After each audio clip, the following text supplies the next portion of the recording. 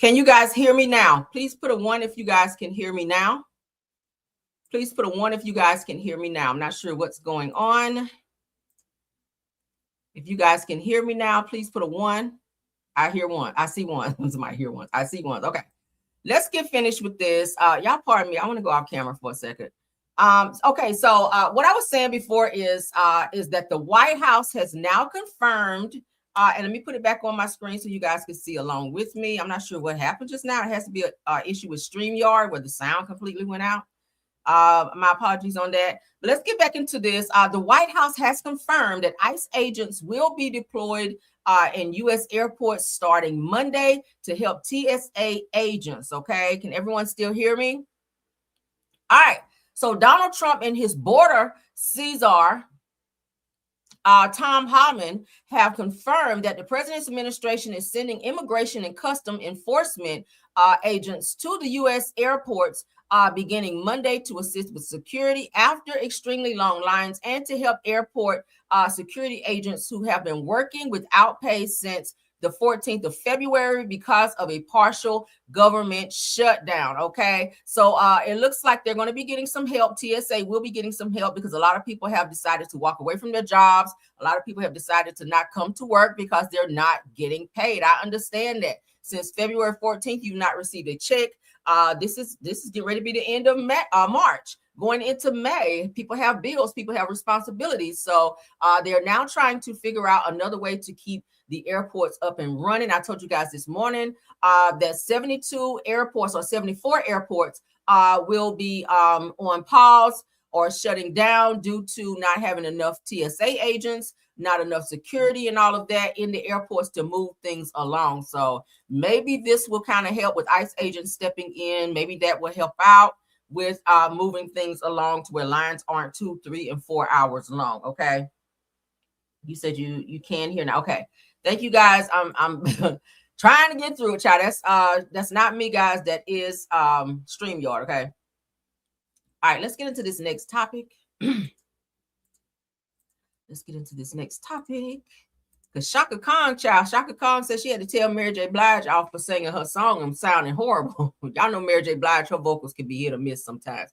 But Shaka Khan said, I told her to her face that she effed up my song because her vocals were flat. I said, damn, Shaka, really? So I said, Shaka Khan, honey, gets brutally honest about Mary J. Blige messing up her song, Sweet Thing. Y'all know that's originally written by and owned by Shaka Khan, okay? Where Mary J. Blige then covered the song. But Shaka Khan said she was not pleased with Mary J. Blige's rendition of it, and that she sounded very flat and very wrong on her song. Let's get into what she had to say. Shout out to It's On Site. During a time in the 1990s when you would introduce the Rufus song Sweet Thing, which was your ballad. I wrote it. You would call it the song Mary J. Blige fucked up. Is that true? Well, I didn't say that out in public. I might have said it to her. Okay, but so you did believe but she I fucked told it Mary up. J. Blige she fucked it up. How'd she fuck it up? Number one, her vocals were flat. And I told her, I asked her, I said, what time of day was it? Night. What were you doing when you decided to cover Sweet Thing? Where were you at when you covered it? Girl, I've been up all late and I was at 8 o'clock in the morning, girl. She said, girl, you don't sing nothing at 8 o'clock in the motherfucking morning. Especially if you have to get up to sing it. If you'd have been up all night smoking crack or something, I don't know, might have been a whole different thing. But you don't get up at 8 o'clock in the morning to sing, girl. But she and I have that kind of relationship. We can talk. Yeah, you guys ended Not her telling Mary don't be up smoking crack, child. Damn. up recording together, right? Yeah, this was not we can something talk. you didn't. We can you honestly tell her. talk. Yes. You know, Yeah. I love her. She loves me. We don't have a problem. Yeah. Now, the press would love to make it a fucking problem. During a time in the 1990s when you would introduce the Rufus song. Y'all, what do y'all think about this? Shaka is a little spicy little something, man. She with a little mouth on her. 2 o'clock in the mother effing morning. That is so funny. But yeah, everybody, child, if you sing 8 o'clock in the morning is not. I be telling y'all that when y'all just tell me in Car Chronicles, Rail sing something. I be like, this early, girl, my vocals are asleep. We sound like Barry White in the morning, okay? Voice deep as hell. But I get it, Shaka. But Mary J. Blige, child, on some of her songs, it don't matter what time of the day, Mary be off. Her vocals do be hella flat, but she is still a superstar. We still love Mary J. Blige, but Mary, you know, sometimes, you know, even when you perform live, your vocals do be a little off, sis. I gotta go ahead and say that. But Shaka Khan read her down, said, "Hey, we we cool like that to where I can speak and be this frank with her." But baby, she messed up my song. She let her know. I'm gonna play it one more time, then we're gonna get off this.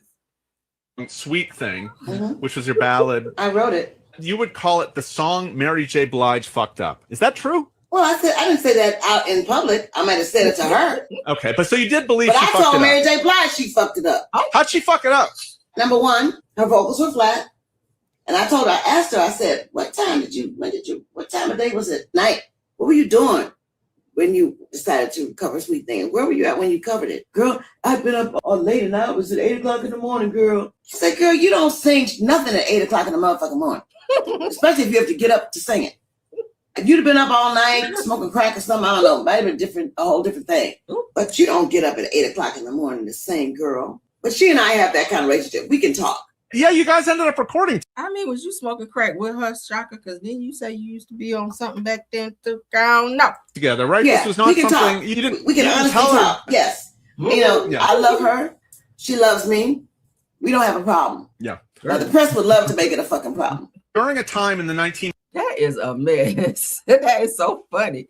Well, I'm glad she told it to her face instead of behind her back, and then it getting back to Mary like, girl, Chaka over there talking shit about you, girl, about how you sound bad on her song. So I'm glad she told her versus her having to hear it from a third party, right? So shout out to Shaka, honey. Shaka sound like she's a hot mess. She'll get you together, honey, real quick. I ain't mad at it. So can y'all imagine Shaka Khan and what's the lady name? Aretha Franklin going at it? Because y'all know Aretha had that slick mouth too, right? Aretha Franklin had that slick mouth too. Rest in peace to her. But baby Shaka Khan seems like she'll take you through that as well. I don't know.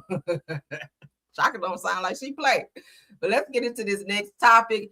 Doja Cat. Doja Cat is going through it with her dad. Her dad has now spoken out. She had like a little online moment where she was revealing some things and saying some negative things about her dad. Now her dad, who he says he never goes live, he decided to go live and clear some things up.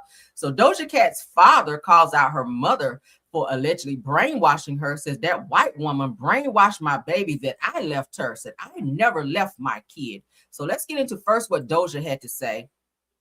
And then you guys will understand why her dad decided to come online and check her ass. Okay, let's get into it. Shout out to the Shade Room.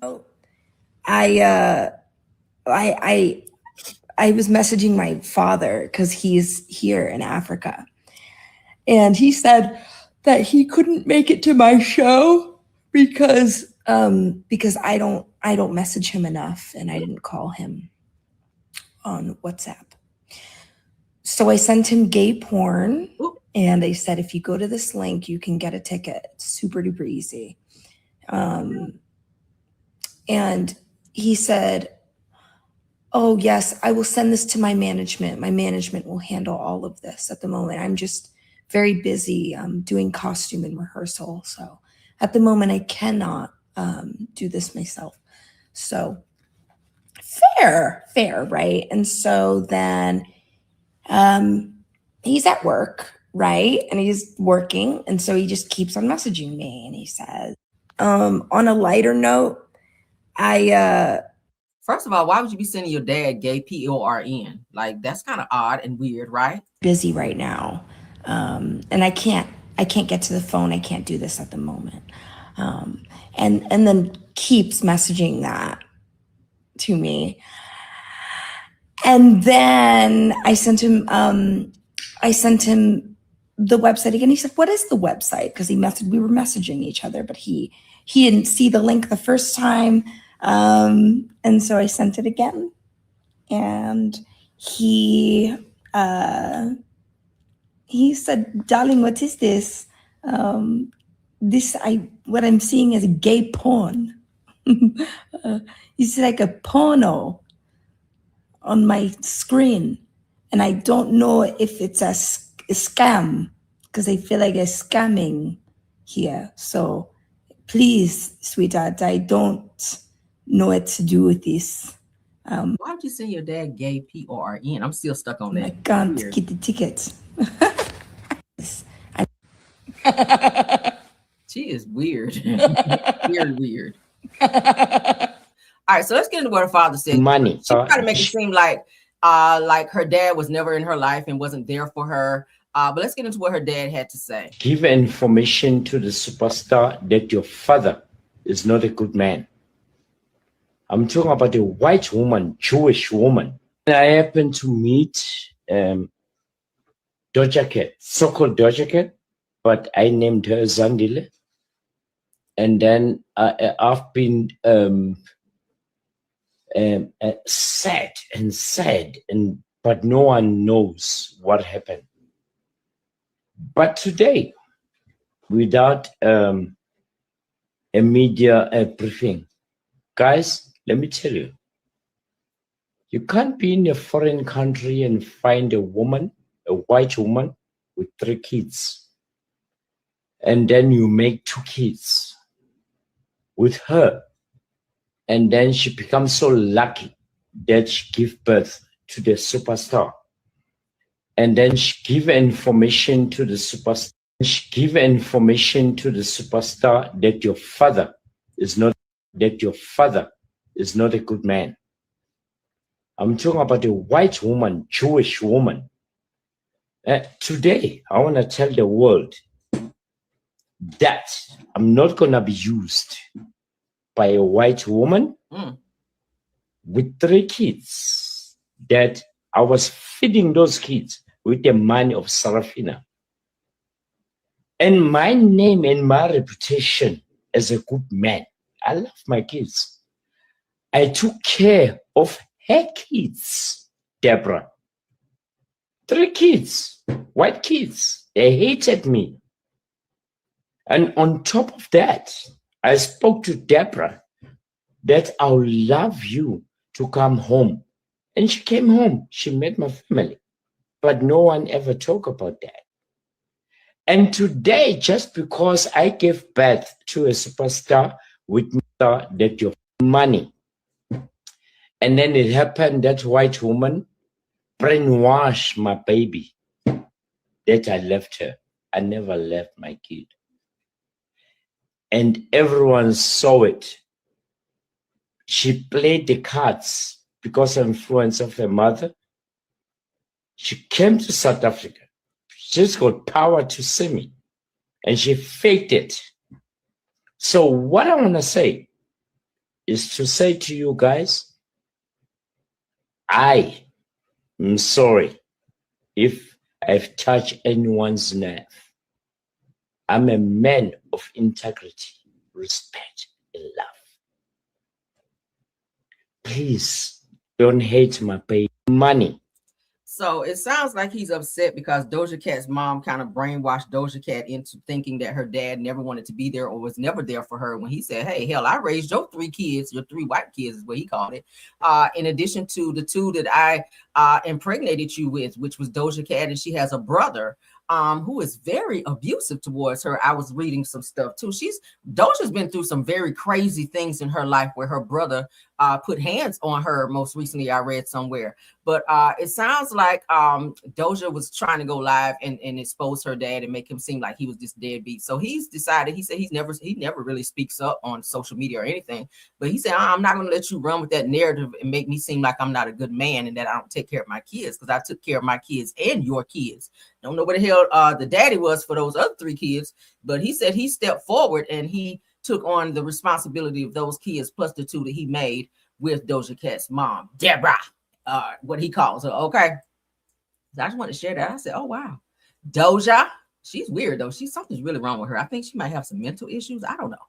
But her music is really good. She got some really, but those usually be the ones that make really good music where they be psycho like that. So I don't know. I can only take just a little bit of Doja because she is a little off. But let's get into this. Karlissa's son. Y'all know she has another son other than Blueface. Okay. None of her kids respect her. Let me just say this. I don't know what is going on in their household or how they grew up, but none of her kids respect her. Blueface don't respect her, and her son, this son here doesn't respect her as well. What's his name? Dre. So it says Karlissa's son Dre goes off on her and calls her evil and accuses her of pulling strings. He said that when you're trying to act like we're cool and you know that we ain't, says I'm scared to death of that crazy old lady. Respectfully said that she's the Pied Piper and the puppet master pulling all the strings, buying souls like the devil herself. He says that I don't F with that. Oh, evil Hellraiser. Again, respectfully, she lost her mind after 50 with all the fame. Says that it's the worst thing for some people. Again, respectful. This is what he's saying about his mom. I said, damn. Blueface, y'all know a few, I want to say maybe a month ago, he called her out as well. And told her to shut the F up. And I was like, y'all talk to y'all parents like that? And my mom would slap my teeth out if I ever fix my mouth to say something like that. But shout out to All About the Tea. Let's get into this, child. I said, oh my God. What do y'all think? They said that things are getting messy as Karlissa's son Dre publicly goes off on her, accusing her of being manipulative, controlling, and even calling her evil in a heated rant. It sounded like they had some type of argument or something, but her kids are always going off on her. She don't have a great relationship with her kids, and she seems to always be getting into it with all of Blueface's girlfriends. I'm just like, girl, mind your business and focus on being a better mother. I don't think she was there for her kids like she needed to when they were growing up, and maybe they're holding that against her, but she does need to fall back and stay out of their business and maybe do some self work on herself so that she can be a better person, because she be doing the fucking most. Now, do I think she's a great grandmother to her grandkids? I think she loves her grandkids, Blueface's kids. She was trying to love Krishan Rock's son as well, but Krishan won't allow her to see the baby for whatever reason, because they keep, it's kind of like a breakup to make up thing between the two of them. But as far as her own kids, she really needs to get some self-reflection and figure out why. Because, girl, you're going to be old one day. You're going to need somebody to take care of you. And you don't want to fall out with your kids where they don't want to fool with you. And especially this one here who thinks that you're evil and the puppet master and the devil and all of that and taking souls. I'm like, damn, that's some dark shit. Wow. But let's continue on. This is our last topic. Let me pull it. That's some crazy mess. All right, so Yandy just did a recent little interview where she exposes Mendeeces in terms of saying that he was bringing women in their bed, y'all. I said, hold on, I'm not bringing women in their home and in their bed. I said, wait a minute, where'd you learn that from, Ty? Candace Ty, let's see, girl. So that's the most disrespectful shit you could ever do. If you're going to cheat, I feel like that shit needs to be outside the house. When you bring a woman into your household where your kids are, especially into your marital bed, it don't get no more disrespectful than that. But according to Yandy says she reveals something that hit a nerve for a lot of women. She says finding out that Mendeeces had other women, not just in her home, but in her bed while she was out of town working. She said that kind of betrayal is not just cheating, that is personal. So which kind of leads me to believe that maybe Yandy was on her get back whenever her assistant went live to blast her to say that she was seeing this guy that she met, and she was going to the UK and they were getting hotels and they were sleeping together. My question is, Yandy, were you on your get back after maybe walking in on Mendeeces, bringing these women to the house? And my thing is, Mendeeces, you got money, so you could have gone to a hotel or you could have gone to her house, but to boldly bring a woman into your home that you share with Yandy and into you guys' bed, regardless to the arrangement that y'all have in terms of saying, oh, you can see this person, you can see that person, but to bring them into the house that you share with your kids and where you and where you and Yandy lay y'all head, that's too much, right? I wouldn't even want to sleep in that bed no more. But it said that kind of betrayal isn't just cheating, it's personal. Said that she opened up about how he grew distant and how his energy shifted and how it started to feel like he didn't even like her anymore. Usually if a man is acting that way, 9 times out of 10, he has already checked out mentally and he's looking somewhere else, or he may already have somebody else, right? He may already have somebody else. So I said that way too many women can relate to it. The slow change, the coldness, and the confusion, all while you're still holding on to love. Sound like Mendeeces was on something else. Y'all remember the whole Tamar Braxton situation where Funky Dineva, not that we believe everything he says, but y'all remember Funky was saying they all went out on the night of his birthday, and Tamar was sitting all on Mendeeces' lap. They were kissing and all these other things. He went up to their apartment, or her apartment, and was, they were doing whatever they were doing. I don't know. Tamar has denied it, but Funky says, hey, he saw it with his own 2 eyes. But I don't know. It sounds like Mendeeces and Yandy might have had a disconnect for quite some time. I know she says that, and he says that they had been separated, which you can't be separated if you've never been married, for like a year or a year and a half. Whenever the news came out about this whole Tamar situation, he said, hey, I can kind of go out and do what I want to do. So I don't know. going out doing what you want to do is different than bringing women into the house that you share with another woman that you profess to love and or have children with and been in a relationship with. I just find it, again, disrespectful. They said the uncomfortable truth is sometimes that it's not about another woman being better. It's about someone emotionally checking out and not having the courage to say it. So instead, they move carelessly and disrespectful, leaving you to piece things together on your own. So do you guys feel like maybe Mendeeces was so miserable being with Yandy that maybe he wanted her to catch him with said person so she would make the decision to move on? Because you have some people that's crazy like that. Maybe he wanted her to walk in with him with another woman, and then she'd be like, I can't take this no more, you leave. Okay, which would maybe soften the blow to where he didn't have to maybe hurt her and make her have to leave. What do y'all think? Sometimes reverse psychology, a person will hurt you to make you make that first move versus them having to do it so that you don't feel so bad about leaving. This says, and the real question is, how many women stay because they still have love, even when they can feel it's no longer being returned the same way? That had to be a hard situation, though, if he had already checked out like that and Yandy is still holding on to a relationship that really has been already gone to where Mendeeces is just doing what the hell he wants to do. What do y'all think about that? Said you definitely wouldn't have your real teeth. right. If you talk like that about your mom, even if you felt that way, some things you just don't vocalize out loud, honey, because mama will knock them teeth out. But y'all let me know. That's all the topics I have for this video. Just a quick little pop in. Y'all let me know what y'all think about the topics. I will respond. Shout out to my top flight mods, Tiffany Thomas, Rose Armstead, True TV Podcast. Thank you to all the content creators in the chat.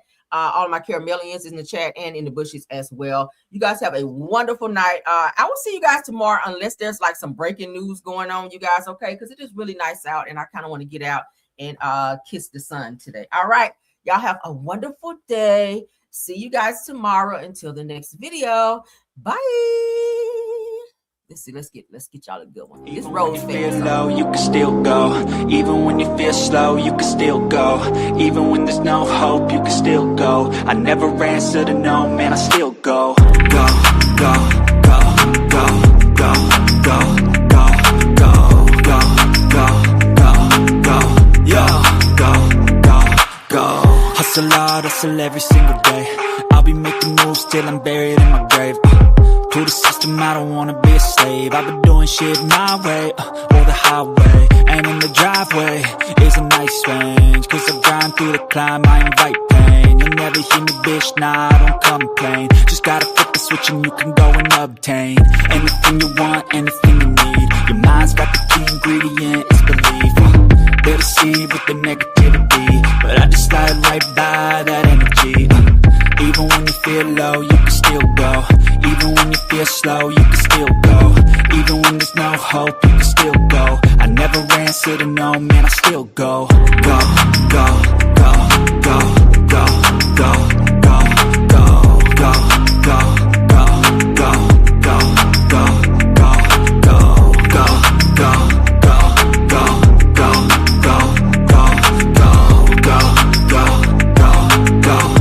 go, go, go. You got a mind, but even that could change. You could flip the gray matter like some batter in your brain. That's why I say, fake it till you make it A. And if you play that game, then you just might make a change. Rearrange all the bad to okay. Take the worst thoughts saying, turn them to a game. Take the best thoughts saying, put them on display. On repeat in your brain till you're feeling no more pain. Never slow yourself down, you can do some more. Push past all the pain and you'll find a door. Open it up and finally explore everything that you thought you could never do before. And even when you feel low, you can still go. Even when you feel slow, you can still go. Even when there's no hope, you can still go. I never answer to no,